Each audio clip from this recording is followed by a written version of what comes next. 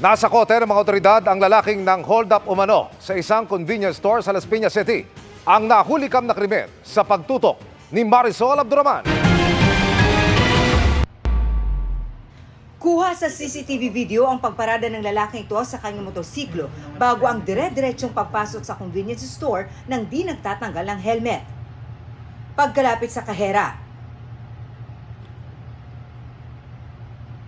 bumunot ito ng baril na itinutok sa kahera. Kinuha niya ang perang hawak ng kahera at ang perang nasa kaha. Saka nagmadaling tumakas. Sa sobrang pagmamadali, natumba pa ito bago tuluyang nakaalis sa parking. Humabol ang kahera at binato ang suspect na nagmamadaling tumakas. Nangyari ito bandang alas 2:30 na madaling araw sa Barangay Marcos Alvarez, Talon 5, Las Piñas City. Pagpasok niya, sinabihan niya na bilisan niya daw at pinalo niya, parang hinampas niya ng baril yung ating crew. Kaya natakot ito, kaya binigay niya yung pera.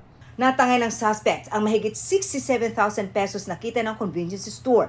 Agad namang nagsumbong ang tauhan ng tindahan sa mga pulis na nagkasaagad ng operasyon. Nagkaroon na kaming dragnet operation. Nag-join na yung ating SWAT, PMRU, patroller. So ginulugad namin yung street na yun, yung sa may Angela Village. Sa tulong ng isang delivery rider, natunto ng mga otoridad ang suspect. 2 kilometro lang ang layo mula sa hinold-up niyang tindahan. Nang makita ang motorsiklo na ginamit na nakapark sa labas ng isang apartment, pinasok na nila yung suspect na bahay at fortunately, tama nga, nandun yung suspect, na-recover natin yung pera. Naaresto ang suspect matapos ang mahigit 2 oras. Nabawi sa kanya ang kinuhang pera, 9mm na baril at mga bala at iba pang gamit. Kinuha namin ang panig ng suspect, pero sagot niya sa amin, ano po masasabi po ninyo doon sa aligasyon na kayo ay nang hold up? Totoo po ito, sir? May karapatan ako manahimik.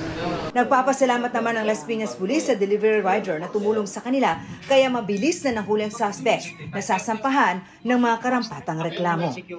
Para sa GMA Integrated News, Marisol Abduraman, nakatuto 24 oras.